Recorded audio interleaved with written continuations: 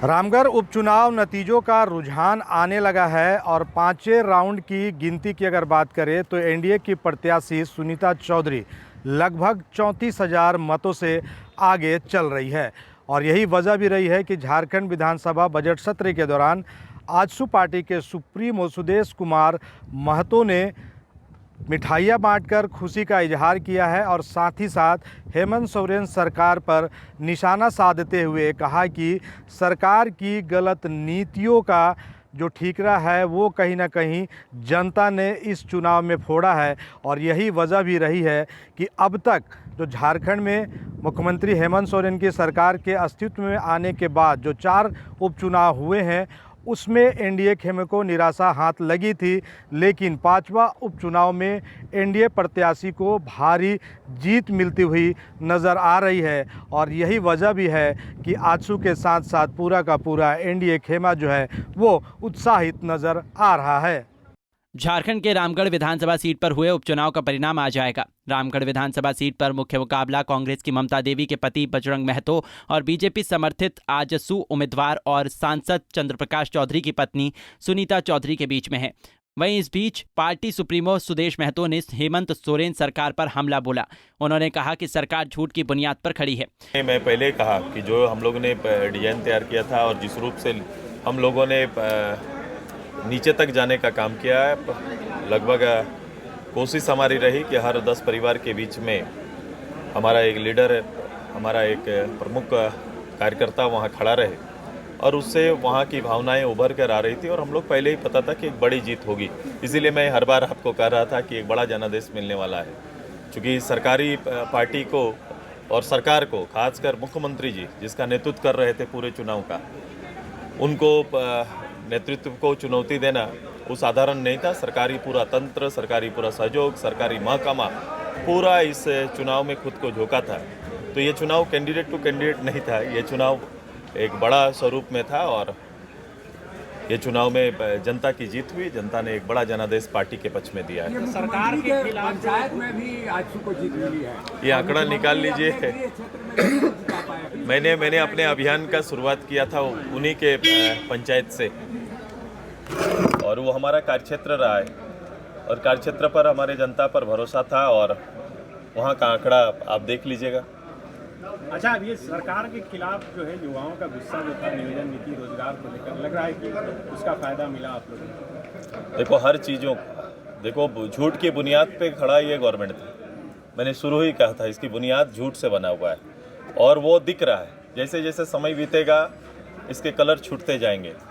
और आज देखो जब भी मूल विषय पर, जैसे नियोजन जैसा विषय, स्थानीय जैसा विषय पर आज गवर्नमेंट को वापस आना पड़ रहा है और देखेंगे इसके निर्णय आएंगे तो कहीं ना कहीं जिसकी बुनियाद झूठ का होगा वो मंजिल बहुत ऊंचा नहीं जा सकता है। वहीं राज सिन्हा ने भी सरकार पर हमला बोला और कहा कि जनता ने आपको जवाब दिया। रामगढ़ की जनता या जहाँ भी, खास करके रामगढ़ की परिप्रेक्ष्य में बात कर रहा हूँ, झारखंड के परिप्रेक्ष्य में झारखंड की जनता जो है अब इनके झूठे वादों को समझ गई है। और आज लाख मुख्यमंत्री ने कोशिश किया वहाँ जाकर के मन से गोद में बच्चा लेकर के भी दिखाया मुख्यमंत्री ने।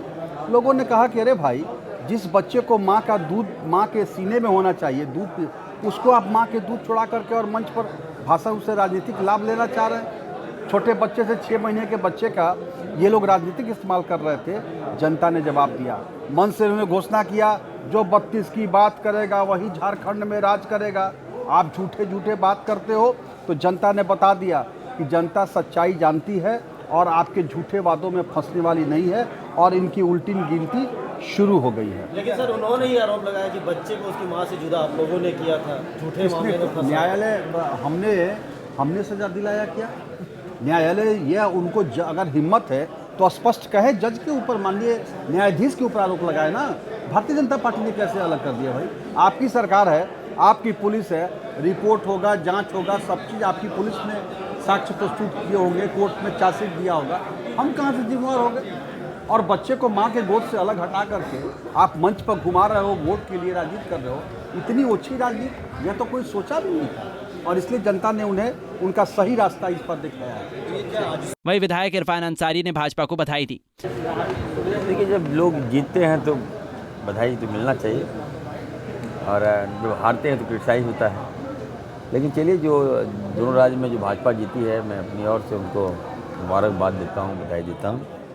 लेकिन हम कांग्रेस पार्टी के सिपाही हैं, हम लोग ठीक है, अभी अप्स एंड डाउन लगा रहता है, जीवन में उतार चढ़ाव लगा रहता है, तो ठीक हो जाएगा। लोग अभी समझ नहीं पा रही हैं भाजपा को, उनकी नीतियों को नहीं समझ पा रही है। अब बताइए, महंगाई इतना है फिर भी भाजपा जीत रही है, अब क्या करें हम लोग?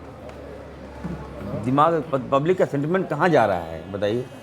महंगाई के बाद पेट में खाना नहीं है फिर भी लोग बीजेपी को वोट दे रहे हैं। कांग्रेस कमजोर है, रोजगार नहीं है फिर भी वोट दे रहे हैं। आप लोग सही तो कमजोर की बात नहीं है। भारत जोड़ो यात्रा का कोई असर नहीं दिखाई। नहीं, भारत जोड़ो यात्रा का असर तो पूरे देश में है, लेकिन उन राज्यों में चुनाव हुआ जहां भारत जोड़ो यात्रा कार्यक्रम नहीं था। बता दें कि रामगढ़ उपचुनाव में मतों की गिनती के रुझान से स्पष्ट है कि आजसू उम्मीदवार की जीत सुनिश्चित है। बहरहाल 2019 में हेमंत सोरेन सरकार के गठन के बाद अब तक 5 उपचुनाव हो चुके हैं और इस 5 उपचुनाव में एक उपचुनाव जो है एनडीए खेमे के पाले में गया है, लेकिन 4 उपचुनाव जो है वो यूपीए खेमे के प्रत्याशियों ने जीती है।